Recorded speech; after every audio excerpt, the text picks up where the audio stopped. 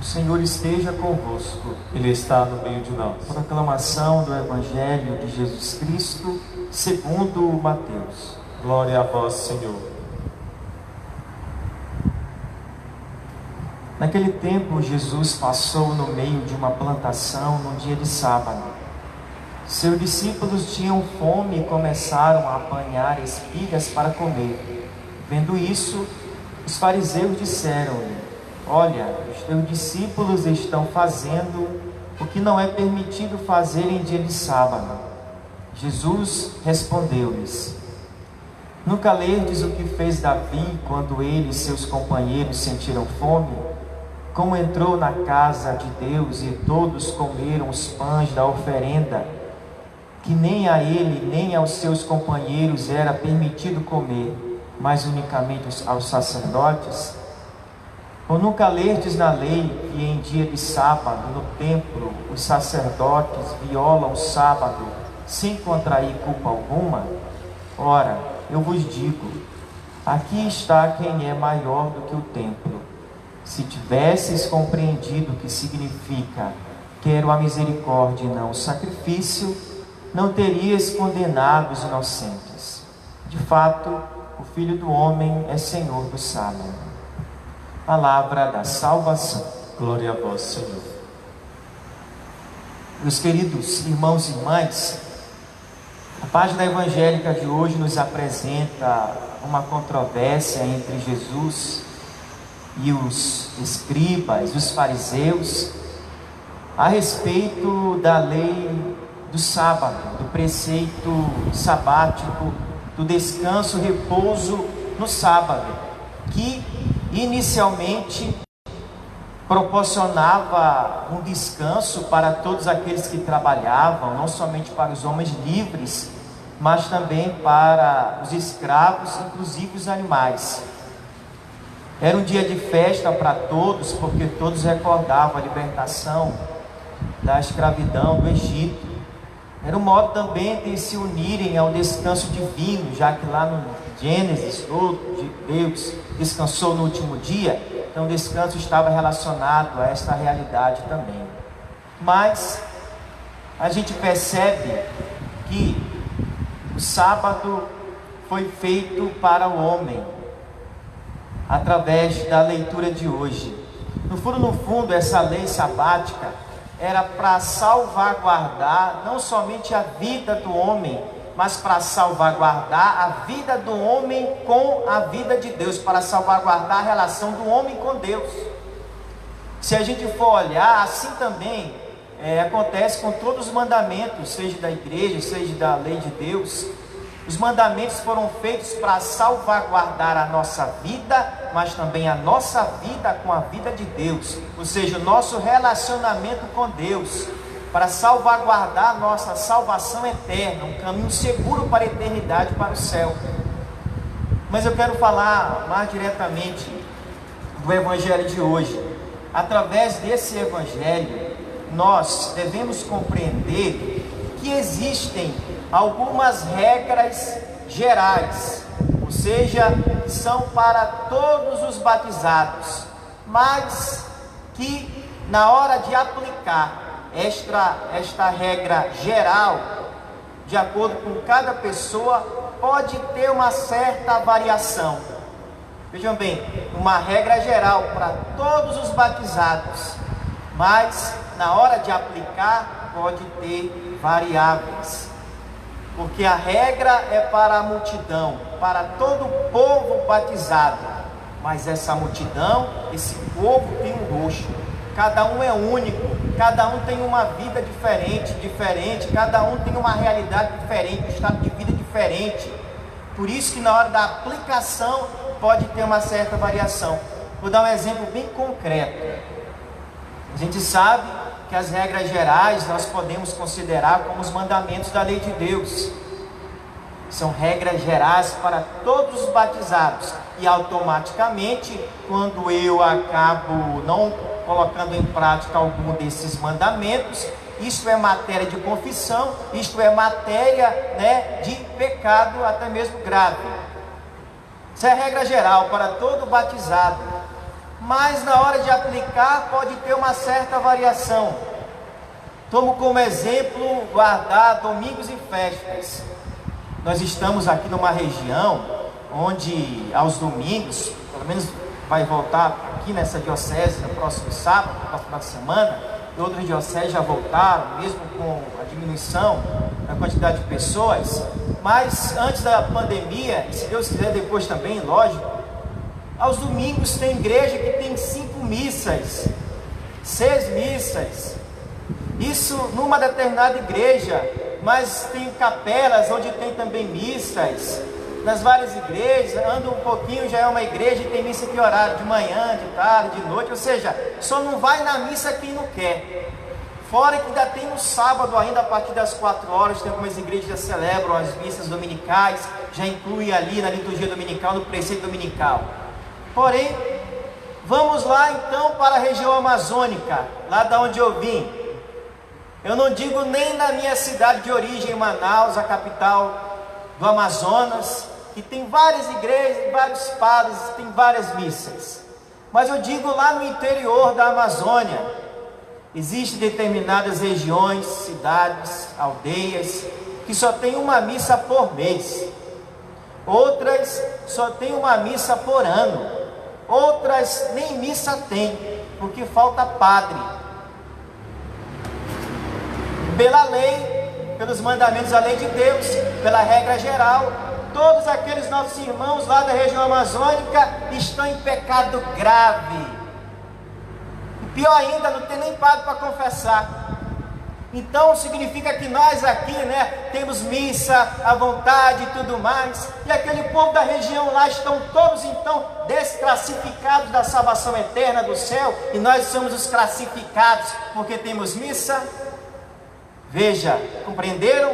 Existe uma regra geral para todos os batizados, mas na hora de aplicar, pode ter variáveis. Então nós compreendemos esses nossos irmãos, que, claro, eles quereriam ir para a missa dominical, mas não tem padre, então eles não podem ser cobrados por uma coisa que eles não fizeram por negligência, malícia, maldade, porque não tem, vai fazer o quê? Aqui a gente compreende que Deus não é, como eu falava alguns dias atrás, se não me engano na própria sexta-feira atrás, Deus não é unicamente um conjunto de leis, mandamentos, obrigações para ser cumpridos e assim, ponto final. Deus não é um pedaço de pedra, Deus não é algo, Deus acima de tudo é uma pessoa, é alguém, tem coração, olha de maneira única para cada um de nós. Eu fico feliz porque quem vai julgar cada um de nós no final é o próprio Deus. Isso eu fico feliz, é um consolo. Por que é um consolo? Porque Ele é o único que deve nos julgar. Porque se nós formos julgarmos, nós estaríamos perdidos. Porque nós só vemos as aparências das pessoas. Por exemplo, se chegar um pecador público aqui, nós só vamos estar olhando o pecado público dela e os mais assim,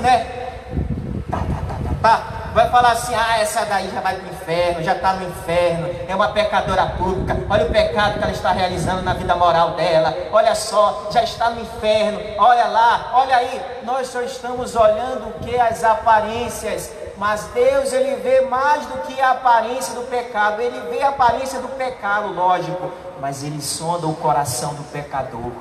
Ele sabe a linha tênue de se foi realmente por maldade, malícia, escolha para viver nesse pecado, ou se foi uma queda por fraqueza humana de fato. Isso me alegra, saber que é Deus que vai nos julgar, porque Ele vai ter realmente discernimento, Ele sonda o coração do pecador. Se fosse por nós, nós estaríamos talvez perdidos. Vou dar outro exemplo de uma regra geral que deve ser aplicada com sensibilidade, favorecendo a vida. Pego ainda o mandamento de guardar domingos e festas. Nós estamos aqui nessa região, tem missas, mas digamos que num determinado dia de domingo nós ficamos doentes. Ou seja, ninguém escolhe quando vai ficar doente. Eu quero ficar doente hoje, terça, porque não quero ficar doente domingo, porque domingo é dia do Senhor. Então eu decido ficar doente hoje, na terça. Não é assim. Se ficarmos doentes, olha, fiquemos em paz. em casa, com consciência tranquila, porque estamos doentes. Se faltarmos à missa por motivo de doença, pode ficar tranquilo, não é pecado não. Digamos que alguém, outro exemplo, digamos que alguém esteja doente na sua casa, não tem ninguém para ficar com essa pessoa doente, mas quem está doente é ela. Eu estou bem, eu posso ir para a missa, aliás, eu estou com saúde, mas ela que está doente. Mas meu Deus do céu, que falta de misericórdia, deixar o pai, a mãe, alguém sozinho em casa, doente, tem que dar remédio, tem que dar água, cuidar, e o bonitinho vai para a missa lá, e correndo risco a vida lá do seu ente querido, do seu familiar. É até falta de misericórdia. Fique com a sua mãe, com o seu pai, seja quem for que esteja doente, você vai colocando em prática o mandamento da lei de Deus, que é o amor sobretudo. Outro exemplo, o trabalho. No dia do domingo, existem trabalhos que são mais intensos. Nos finais de semana e durante a semana não tem tanta intensidade. Então, o trabalho, às vezes começa domingo de manhãzinha, né, e termina domingo de noite. Não dá para ir para a missa uma coisa, dá para mesclar. Outros trabalhos não dá para mesclar com a missa e o trabalho. Mas fique com consciência tranquila. Se for por motivo também de trabalho, depois escolha o dia de semana para ir para a missa. Mas veja bem, favorecer a vida, porque se não for ali no dia onde mais, vamos ser bem sinceros, no dia onde entra mais, né, ganho para sustentar a família, os filhos, pagar as contas, aí eu não vou no domingo, aí, né, ou seja, não entra ali um ganho, aí não vai dar para pagar conta, para sustentar os filhos, aí o que? Vai para a missa. Deus quer a vida, Deus quer o amor. Então também fique em casa por causa do trabalho. Eu estou dizendo esses exemplos, minha gente, para a gente compreender que Deus, acima de tudo, Ele é amor, Ele é misericórdia, Ele não é um pedaço de pedra não, Ele compreende cada um de nós. Vou dar um outro exemplo. Existem determinados atos que nós cometemos que são considerados pecados gravíssimos, porque vão contra o mandamento de Deus, mas de acordo com o contexto, com a circunstância que aquele ato foi cometido, pode ser tirado ali a culpabilidade, a gravidade daquele ato que é considerado pecado grave, conforme o mandamento da lei de Deus. Um exemplo bem concreto: matar alguém por legítima defesa.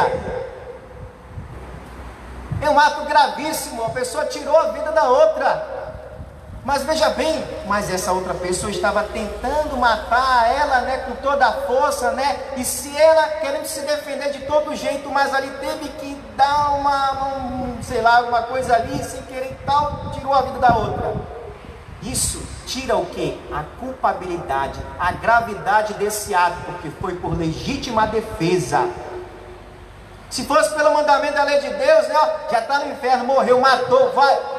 Calma, isso é a realidade de muitos policiais que agem por legítima defesa, porque o ladrão está ali querendo matar ele, e não somente querendo matar ele, mas também os outros que estão à sua volta. Está vendo como tira a culpabilidade? E para terminar, o último exemplo: suicídio.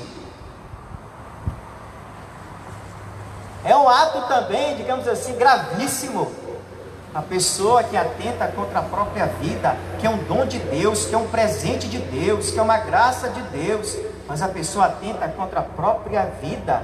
Para você ter noção, antigamente as pessoas que tiravam a própria vida, elas não tinham nem direito de ter uma encomendação do seu corpo, missa de exequia, de corpo presente, não podia ser sepultado no cemitério cristão, não podia, porque é muito grave, tirou a própria vida.